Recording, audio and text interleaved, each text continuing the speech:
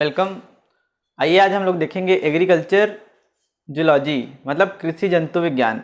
कृषि जंतु विज्ञान में हमारा टॉपिक है बेनिफिशियल इंसेक्ट्स, मतलब होता है लाभकारी या उपयोगी कीट। तो हमारे कोर्स में 3 उपयोगी कीट के बारे में दिया गया है: मधुमक्खी, हनी बी, लाख कीट, लाख इंसेक्ट और रेशम कीट, सिल्कवॉर्म। एग्रीकल्चर में हम लोग इसका पालन को क्या क्या बोलते हैं? मधुमक्खी पालन को बोलते हैं एपीकल्चर।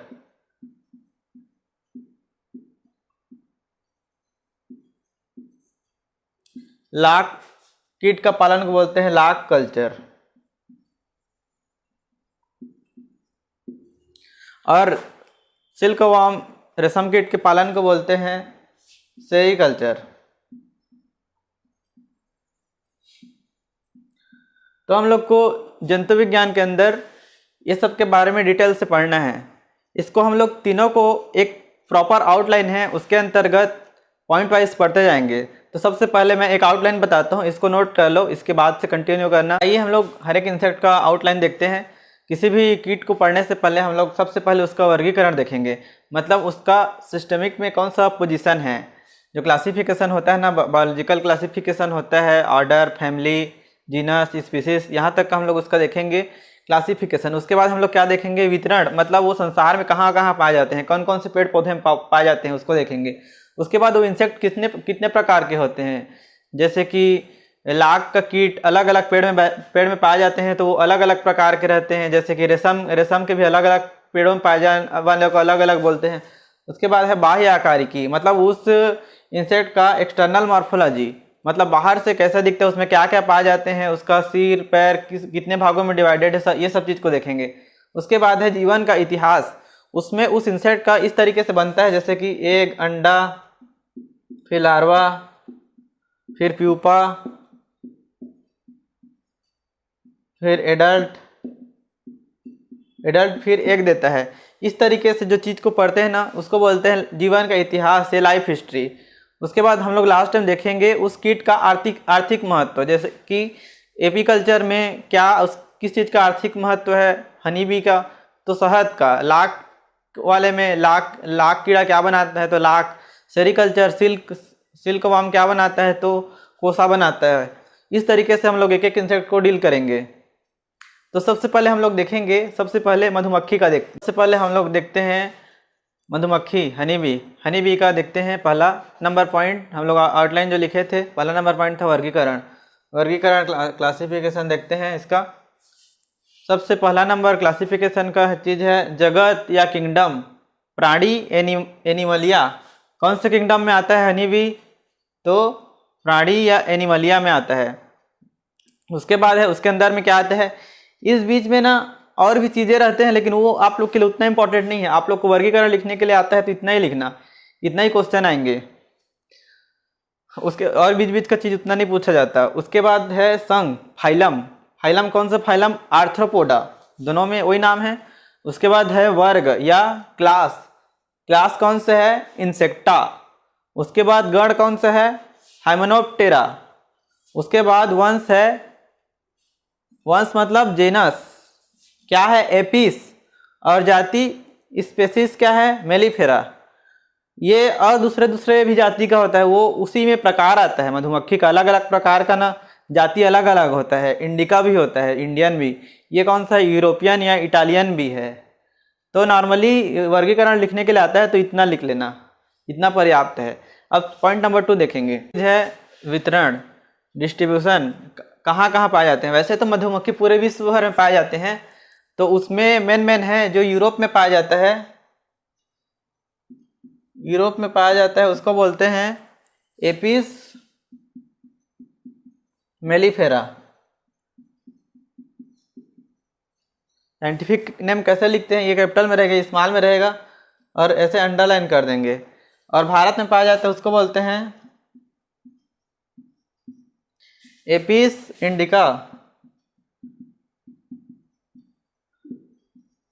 इस तरीके से दोनों का वैज्ञानिक नाम लिख लेना।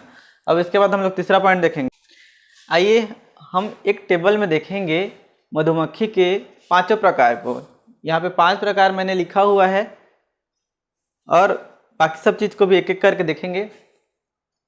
पहला है भारतीय मौना या भारतीय मधुमक्खी, इंडियन बी। दूसरा है यूरोपियन, यूरोपियन भी बोलते हैं, इटालियन भी बोलते हैं। इटालियन मधुमक्खी बोलेगा तो यूरोपियन ही है। तीसरा है छोटी या अमरीमा भी बोलते हैं, छोटी या अमरीमा मधुमक्खी, लिटिल बी। फिर है सारंग मधुमक्खी, रॉक बी। फिर है डंपर, डेमर बी, डंपर मधुमक्खी, डेमर बी। इसका वैज्ञानिक नाम है एपिस इंडिका। ये कहाँ भारत में पाया जाता है? ये यूरोप में पाया जाता है, यूरोप में ही है, इटली। एपिस मेलिफेरा, इसका नाम है एपिस फ्लोरिया, इसका नाम है एपिस डोरसाटा, और इसका नाम है एपिस नहीं है ना, मेलिपोना इरेडिपेनिस है, इसको ध्यान रखना। अब इन पांचों में जो सारंग मधुमक्खी होता है ना, वो सबसे बड़ी होती है और सबसे ज़्यादा फेरोसियस मतलब भयानक। इसमें लिख लेना, फेरोसियस या भयानक। बहुत बड़े बड़े मधुमक्खी होते हैं और आक्रमण कर देते हैं। और जो डंपर मधुमक्खी है ना, ये सबसे छोटी होती है, सबसे छोटी। इसको सबसे बड़ी और सबसे छोटी याद रखना। और ये सबसे छोटी शांत स्वभाव के रहते हैं, शांत स्वभाव। और क्या होता है इसमें ना, डंक नहीं होता है, स्टिंगलेस, स्टिंगलेस, ठीक है, डंक रहित। तो स्टिंगलेस है मतलब डंक नहीं मार सकते, लेकिन ये नहीं है कि काटती नहीं है। तो बाकी लोग डंक मारते हैं, और ये ऐसे मधुमक्खी है जो काटती है, बाइट्स, काटना लिख लेना। अब देखो, आकार में यूरोपियन से छोटी होती है भारतीय मौना, इंडियन भी यूरोपियन से छोटी होती है, और यूरोपियन भी भारतीय से बड़ी होती है। इन दोनों में कंपैरिजन करना है। अब छोटी लिखा है, छोटी ही होगी, लेकिन सबसे छोटी ये होती है, सबसे बड़ी ये होती है। अब तीसरा नंबर पॉइंट है पालन, डोमेस्टिकेशन। किनको किनको पाला जा सकता है? तो इंडियन बी को पाला जा सकता है, यूरोपियन बी को पाला जा सकता है, लेकिन इन दोनों में से आसानी से किसको पाला जा सकता है? तो इसको पाला जा सकता है, वो लास्ट पॉइंट में बताऊंगा। फिर है छोटी बी, इसका अर्ध पालन करते हैं, मतलब पालन किया भी जा सकता है, नहीं भी किया जा सकता। उसके बाद सारंग भी है, उसका पालन नहीं कर सकते क्योंकि फेरोसियस होता है, और इसका भी पालन नहीं करते, बहुत छोटी होती है। उसका शहद का मात्रा मात्र 100 ग्राम प्रति वर्ष प्रति छत्ता, तो इसको पालने का कोई फायदा नहीं है। इस पॉइंट को देखते हैं। शहद की मात्रा भारतीय में होता है 8 से 10 किलो प्रति छत्ता प्रति वर्ष। यूरोपियन में सबसे ज़्यादा 50 से 60 किलो प्रति वर्ष, ये भी ज़्यादा, लेकिन इसको पाल नहीं सकते। 15 से 40 मतलब 40 तक दे रहा है, ये भी बहुत ज़्यादा है, भारतीय से तो ज़्यादा ही है, लेकिन उसका पालन नहीं किया जा सकता। कुल मिलाकर सबसे बेस्ट बोला जाए तो यही है, यूरोपियन बेस्ट में। और इसका है छोटियों में आधा से 1 किलो, इसका मात्र 100 ग्राम, बहुत कम है। अब लास्ट पॉइंट है स्वार्मिंग एंड एब्सकॉन्डिंग। किसको बोलते हैं? वृंदन व पलायन। जो पलायन करने की प्रवृत्ति होती है मधुमक्खियों में, मधुमक्खी क्या करती हैं उसका जीवन काल में अच्छे से पढ़ेंगे। एक छत्ता कंप्लीट हो जाता है, उसके बाद ना वहाँ की रानी ना उड़ के चले जाती है दूसरे छत्ता बनाने के लिए, और तो सबसे ज़्यादा पलायन करने की प्रवृत्ति भी होता है भारतीय वाले में, और इसमें यूरोपियन वाले में कम होता है। इसमें कम होता है, इसमें ज़्यादा होता है, भयानक वाले हैं, और इसमें कम होता है। तो अब इसके बाद हम लोग इसका बाह्य आकारिकी देखेंगे। अब देखते हैं मधुमक्खी का बाह्य आकारिकी, एक्सटर्नल मॉर्फोलॉजी। देखो ये बना है मधुमक्खी का चित्र, कैसा है? जो मधुमक्खी होता है ना, या कोई भी इंसेक्ट होता है, कोई भी कीट होता है, उसका शरीर 3 भाग में विभाजित होता है, हेड, थोरैक्स, एब्डोमेन। सिर, वक्ष, उदर, इतना को बोलेंगे सर, यहाँ तक को बोलेंगे वक्ष, और इधर को बोलेंगे उदर, पीछे भाग को। तो मधुमक्खी में ना सर में क्या क्या पाए जाते हैं? सर में पाया जाता है दो, हमारे जैसे आँख नहीं होता है, संयुक्त मतलब आँखों का समूह होता है, संयुक्त नेत्र या कंपाउंड आइज पाए जाते हैं मधुमक्खी में। कितने होते हैं? दो संयुक्त नेत्र, और क्या पाया जाता है? एक जोड़ी एंटेनी, और माउथ पाया जाता है, मुख पाया जाता है।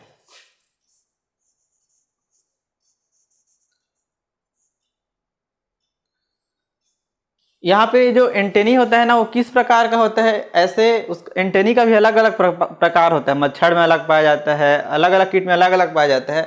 ये इस तरीके से एल्बो शेप में है, एल्बो शेप में, इसको बोलते हैं एल्बो शेप।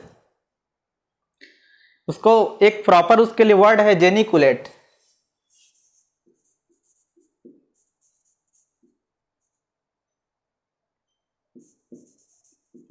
जेनिकुलेट एंटेनी बोलेंगे। और मुख भी अलग अलग कीटों में अलग अलग प्रकार का होता है। तो यहाँ पे चाबने व चाटने वाले मुख होते हैं, चाबने व चाटने वाला। क्या बोला? उसको इंग्लिश में बोलते हैं चेविंग एंड लैपिंग टाइप, ठीक है।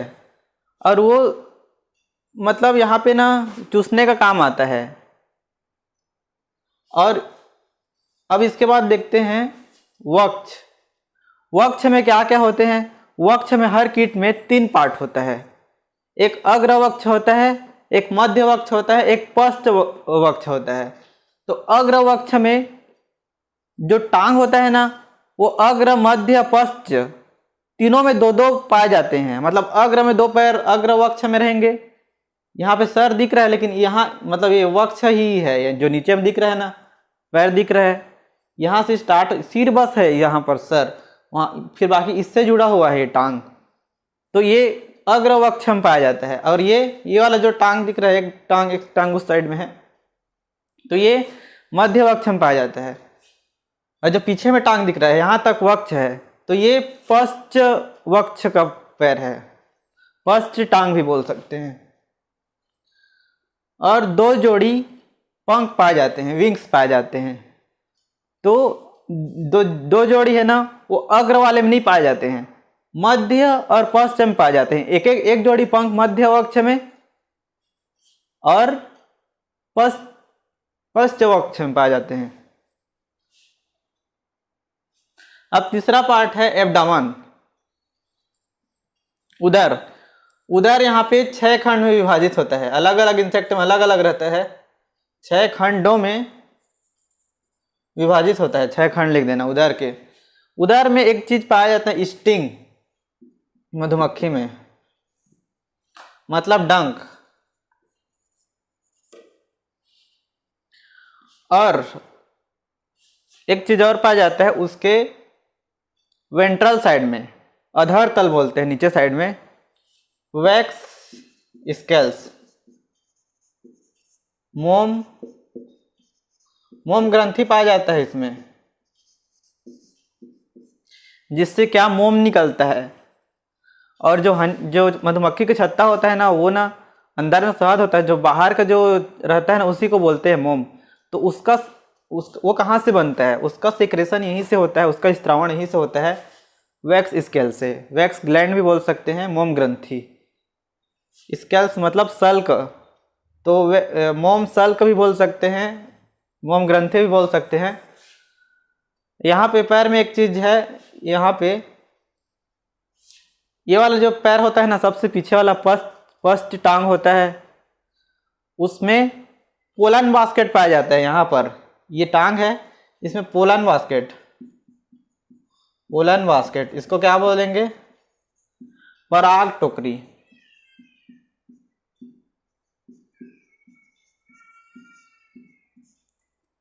तो इतना एक्सटर्नल मतलब बनाने के लायक है एक्सटर्नल मॉर्फोलॉजी, तो इतना बना देना काफ़ी है।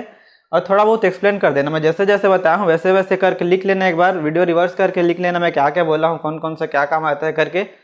इसको मैं क्या बोला था? चबाने व चाटने वाले।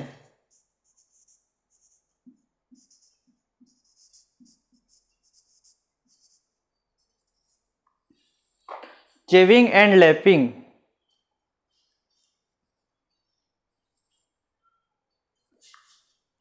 और जो ये मुख होता है ना, उसमें शक करने के लिए, चूसने के लिए क्या क्या काम आता है, तो प्रोबोसिस, जिसको बोलते हैं क्या बोलते हैं,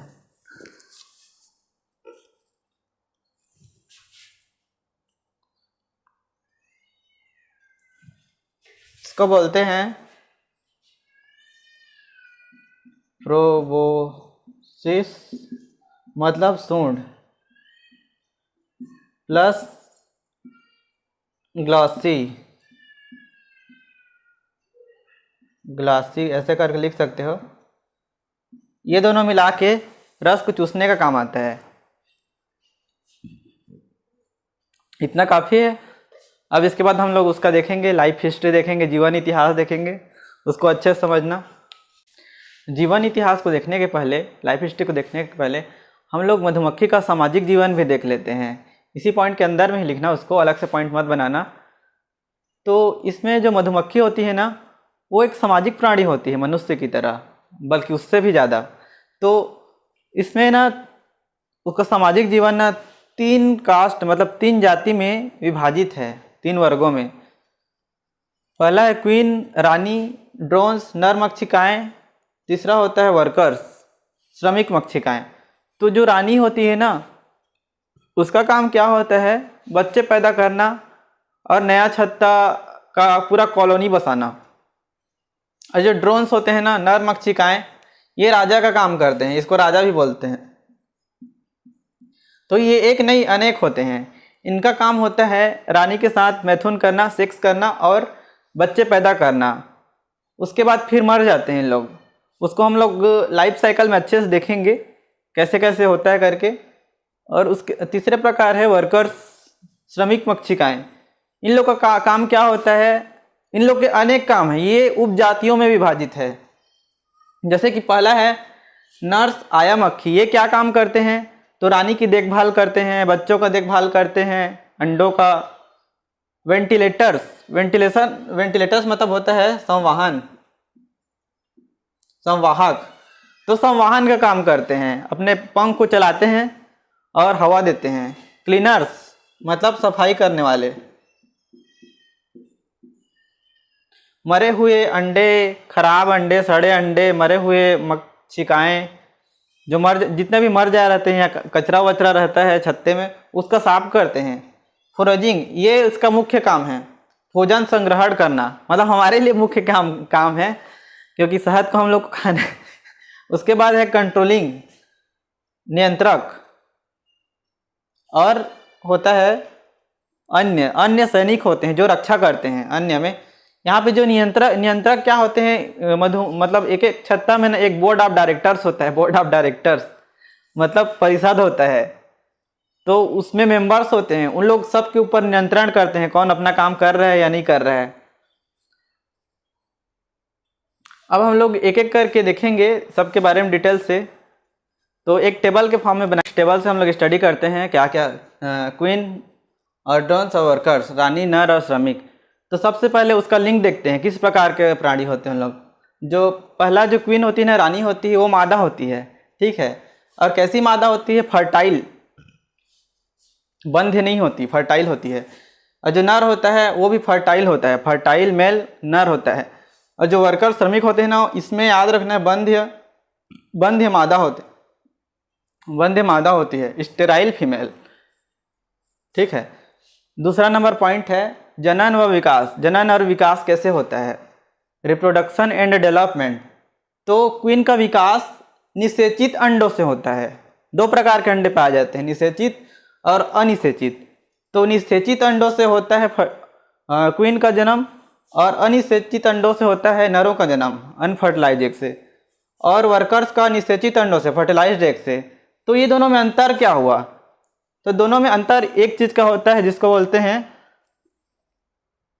रॉयल जेली।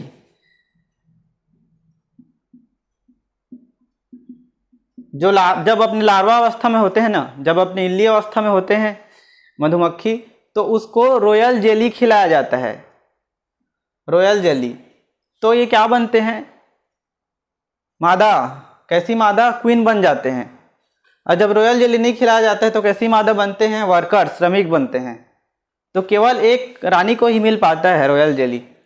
और एक, अब इसके बाद संख्या देखते हैं, पूरे एक कॉलोनी में, एक छत्ते में रानी की संख्या एक होती है और उसका जीवन काल होता है 5 साल। जीवन काल में, अपने जीवन काल में एक बार मैथुन करती है रानी। और जो नर की संख्या होते हैं एक छत्ते में 200 होते हैं और उसका जीवन काल रानी से मैथुन करने तक का बस होता है। और जीवन काल में अच्छे से पढ़ेंगे कैसे कैसे डेवलपमेंट होता है। उसके बाद फिर वर्कर्स का संख्या फिक्स नहीं रहता, मतलब बहुत सारे रहते हैं, बहुत सारे पाए जाते हैं। पूरे छत्ते में जितने हम लोग को दिखते हैं ना, वो सारे वर्कर्स होते हैं। और उसका जीवन काल फिक्स नहीं रहता है, मतलब अलग अलग, उसमें 4-5 टाइप का देखे ना, सबका अलग अलग जीवन काल रहता है, इसीलिए कोई फिक्स नहीं रहता है। लेकिन जो सबसे ज़्यादा जीवन काल वाले होते हैं वो है 5 साल, इसका रानी का होता है।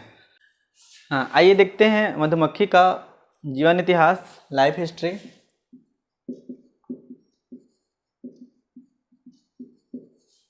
सामान्यतः एक कीट का, ठीक, किस तरीके से होता है उसका जीवन चक्र, ये उसका लाइफ साइकिल है, मतलब जीवन चक्र। एक सामान्य कीट का जीवन चक्र होता है, एक मतलब अंडा, अंडा से क्या बनता है, लार्वा, लार्वा से प्यूपा, लार्वा मतलब इल्ली, फिर उसके बाद प्यूपी बनता है, उसके बाद फिर एडल्ट मतलब वयस्क बनता है, फिर वयस्क फिर से अंडा देता है। एक सामान्य कीट का इस तरीके से जीवन चक्र होता है। लेकिन यहाँ पर मधुमक्खी में विभिन्न जातियाँ पाई जाती हैं, तो जीवन चक्र उसका कुछ ऐसे बनता है। सबसे पहले ये अंडे हैं, अंडे से बन गया लार्वा, इल्ली, ये इल्ली है, फिर उसके बाद प्यूपी बना। तो जो अंडा से निकल के लार्वा बना, तो जो लार्वा, जो इल्ली रॉयल जेली को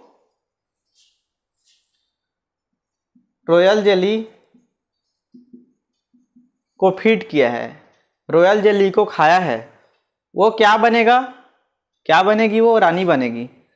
और जो नहीं खाया है वो राजा बनेगा और श्रमिक बनेगा। तो राजा को मैं बताया कैसे अंडे से, अनिषेचित अंडे से, और ये दोनों निषेचित अंडे से। तो अगर अंडा अनिषेचित रहेगा तो वो राजा बन जाएगा।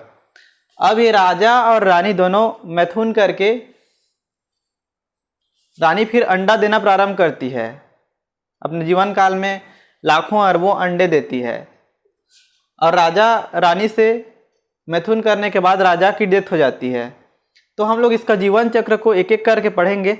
सबसे पहले शुरुआत होता है वृंदन से, स्वार्मिंग से। एक छत्ता होता है, वहीं पर लाके हम लोग उस जीवन चक्र को छोड़ेंगे। ये मधुमक्खी का छत्ता है। मधुमक्खी लोग यहाँ हैं, अपना पूरा जीवन काल बिता दिए, वहाँ से हम लोग शुरू कर रहे हैं। अब यहाँ से उड़ के जा रहे हैं, मतलब वृंदन कर रहे हैं, स्वार्मिंग कर रहे हैं। तो यहाँ क्या होता है, इसको हम लोग एक एक पॉइंट करके देखते जाएंगे। उसके बाद फिर वापस वो वहीं पर फिर आ जाते हैं। मतलब ये लोग फिर से, मतलब स्वार्मिंग करके अपने ही में नहीं आते हैं, स्वार्मिंग करते हैं, उसके बाद फिर मैथुन करते हैं, फिर बच्चे होते हैं, फिर आखिरी में एक वहीं पर आके छूटता है उन लोग का जो। तो इन पॉइंट्स पे हम लोग मधुमक्खी का, हनी बी का लाइफ साइकिल, जीवन इतिहास, जीवन चक्र शुरू करते हैं। सबसे पहले जो मधुमक्खी है, रानी मधुमक्खी, वो वर्षा के ऋतु नहीं, बसंत ऋतु और शरद ऋतु। बसंत ऋतु जानते हो, ठंड के बाद, और शरद ऋतु वर्षा के बाद। तो इन दोनों ऋतुओं में ना जो रानी मधुमक्खी है वो नरों का पैदा करती है, नरों का जन्म करती है। और फिर उसके बाद ना इन लोग सब के सब एक किसी छत्ते में रह रहे होते हैं। इन लोग सब के सब पलायन करते हैं, वृंदन करते हैं। फर्स्ट स्वार्मिंग, यहाँ से हम लोग शुरू करते हैं, फर्स्ट स्वार्मिंग। तो शरद ऋतु में और बसंत ऋतु में नरों को लेकर, मतलब सभी मधुमक्खियों को लेकर रानी, उसमें ना कुछ ऐसा हार्मोन पाया जाता है, ये तभी इन लोग का कॉलोनी पूरा मतलब उन लोग ना रानी के साथ ही सब के सब जाएंगे। एक ऐसा हार्मोन पाया जाता है, आगे जाके पढ़ोगे। ये देखो रानी मधुमक्खी है, इसके साथ सब के सब मधुमक्खी पलायन करेंगे। इसी को बोलते हैं फर्स्ट स्वार्मिंग। अब इन लोग दूसरे छत्ते में जाके पलायन कर लिए, नया छत्ता बनाएंगे, निर्माण करेंगे, उसमें रस ला के भरेंगे और क्या करेंगे,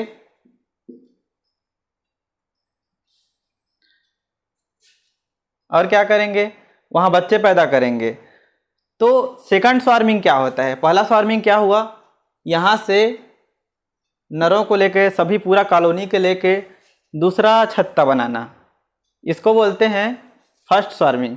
अब सेकंड स्वार्मिंग क्या होता है, जो पुराने छत्ते हैं, ऐसा तो नहीं है कि सब के सब चले गए, मतलब जितने जीवित रहते हैं सब चले जाते हैं, लेकिन यहाँ पर इन लोग कुछ अंडे छोड़े रहते हैं। तो यहाँ जो अंडे हैं ना, उनका निषेचन होता है। अलग अलग प्रकार के अंडे होते हैं, अलग अलग प्रकार का निषेचन होता है। तो जिनको जिनको रॉयल जेली मिला रहता है, रॉयल जेली, जो निषेचित अंडे से रहते हैं और रॉयल जेली खाए रहते हैं जो लार्वा, उन लोग क्या बनते हैं, उन लोग रानी बन जाते हैं, रानी मधुमक्खी बन जाते हैं। तो रानी मधुमक्खी नहीं, एक नहीं अनेक, मतलब कई सारे वो भी बन जाते हैं। लेकिन ना जो अंडा सबसे पहले निषेचित होता है ना, जो रानी मधुमक्खी का जो लार्वा सबसे पहले मतलब मधुमक्खी बनती है, रानी मधुमक्खी, वो एक ऐसा ध्वनि निकालती है, उसका आवाज़ ही ऐसा रहता है कि ना उसका ना बाकी जो निषेचित होते रहते हैं ना रानी मधुमक्खी, वो सब मर जाते हैं। मतलब कुल मिलाकर एक छत्ता में सिर्फ एक रानी मधुमक्खी रहेगी, बाकी सब मर जाएंगे, बाकी सिर्फ रानी मधुमक्खी मरेंगे, नर जीवित रहेंगे। इस तरीके से जो पहला छत्ता है उसमें पहले तो स्वार्मिंग कर चुके हैं, मतलब जो पहले रहने वाले थे, यहाँ के जो आदिवासी थे, मतलब जो पहले यहाँ निवास करते थे, उन लोग चले गए। कहाँ चले गए? दूसरा छत्ता बना लिए। और यहाँ पे जो रहने वाले थे, जो इसका जो लार्वा जो निषेचित होकर रानी मतलब पूरा कॉलोनी बना ली हैं, उन लोग सेकंड स्वार्मिंग करेंगे। तो इन लोग नया छत्ता नहीं बनाएंगे, इन लोग अब जाएंगे नरों के साथ मैथुनी उड़ान करने के लिए, इसी को बोलते हैं सेकंड स्वार्मिंग। अब तीसरा नंबर स्टेप में है न्यूपचियल फ्लाइट या मैथुनी उड़ान। तो नरों, यहाँ जो नर हैं उनके साथ जो रानी मधुमक्खी है, एक ही है, वो नर के साथ जाएगी मैथुनी उड़ान करने के लिए। ये चीज़ होता है गर्मी के दिन में।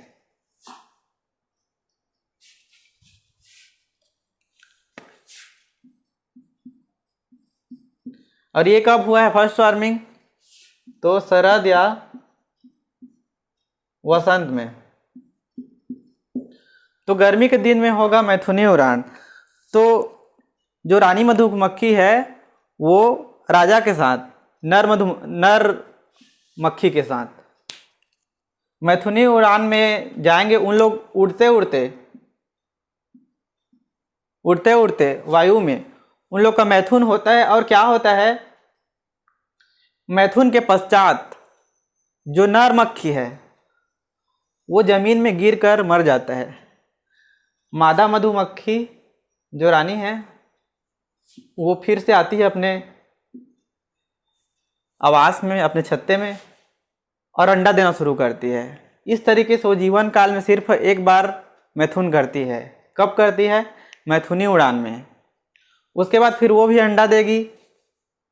उसके बाद फिर क्या होगा, सब के सब चले जाएंगे, फिर उन लोग का स्वार्मिंग हो जाएगा। इसी तरीके से उन लोग पूरा छोड़ के चले जाते हैं। अब अगला स्टेप है फर्टिलाइजेशन।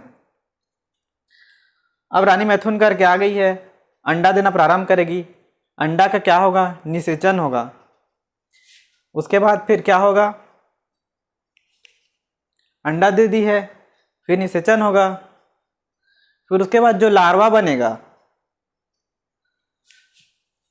वो क्या करेगा किसी को रॉयल जेली मिलेगा, किसी को नहीं मिलेगा। तो इस प्रकार से 3 प्रकार के बन गए, वर्कर, क्वीन और ड्रोन्स। 3 प्रकार का जातियां बताया था ना, वही है लार्वा जो बन जाता है। अब उसके बाद यही स्टेप फिर से रिपीट होता है, जीवन चक्र। उसके बाद फिर फर्स्ट स्वार्मिंग, फिर सेकंड स्वार्मिंग, फिर न्यूक्लियर फ्लाइट, फिर फर्टिलाइजेशन, फिर एग लेइंग, फिर लार्वी या डिम्भक बनना। इल्ली भी बोलते हैं, डिम्भक भी बोलते हैं। उसके बाद लार्वे के बाद क्या बनता है, प्यूपी, फिर मधुमक्खी, वर्कर, क्वीन, ड्रोन बन गए। उसके बाद फिर फर्स्ट स्वार्मिंग होगा। इस तरीके से उनका जीवन चक्र चलता है। समझ में आ गया, क्लियर हो गया। अब इसके बाद हम लोग आर्थिक महत्व देखेंगे, छठवां। आज का लास्ट टॉपिक देखते हैं हमारा आर्थिक महत्व, इकोनॉमिक इम्पोर्टेंस मधुमक्खी का। तो मधुमक्खी से हम लोग को क्या क्या प्राप्त होता है। पहला नंबर उत्पाद है हनी या शहद। दूसरा उत्पाद है बी वैक्स या मोम। और किस में सहायक होता है ये उत्पाद नहीं है, पॉलिनेशन में, परागण में। कई प्रकार के पेड़ पौधे होते हैं ना, उसका परागण करता है मधुमक्खी। तो शहद का संगठन क्या होता है, composition 78% glucose, 28% glucose, 6% enzyme. Glucose and fructose important है। ग्लूकोज तो रहता ही है, ग्लूकोज के साथ फ्रक्टोज रहता है। शहद में कौन शुगर पाया जाता है, कोई बोलेगा तो फ्रक्टोज रहता है। और 6% इंजाइम रहता है। मिनरल्स एंड साल्ट, मिनरल्स और साल्ट भी पाए जाते हैं, खनिज और लवण। और हनी, शहद जो है वो कौन इकट्ठा करते हैं, तो वर्कर्स, श्रमिकों द्वारा चूस कर इकट्ठा किया जाता है। ग्लोसा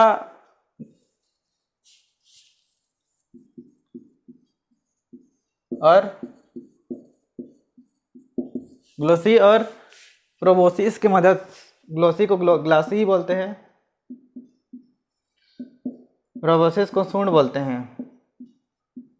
इन दोनों की मदद से श्रमिक मतलब वर्कर, श्रमिक द्वारा इकट्ठा किया जाता है शहद। और जो मोम है ये कहाँ से प्राप्त होता है, तो इसको मैं बताया हूँ। मोम ग्रंथि, वैक्स ग्लैंड पाया जाता है, वैक्स स्केल्स पाया जाता है। कहाँ पे, उदर तल में, अधर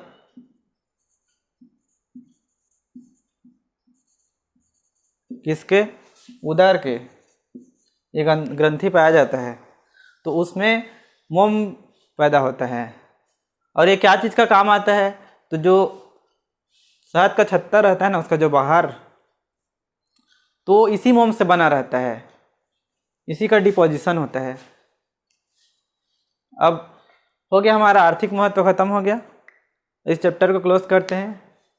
अगले चैप्टर में हम लोग देखेंगे अगला टॉपिक हम लोग का मतलब लाख कल्चर है और सेरिकल्चर है। तो उसमें लाख कीट के बारे में पढ़ेंगे और सिल्क वार्म के बारे में पढ़ेंगे, रेशम कीट के बारे में पढ़ेंगे। Thank you.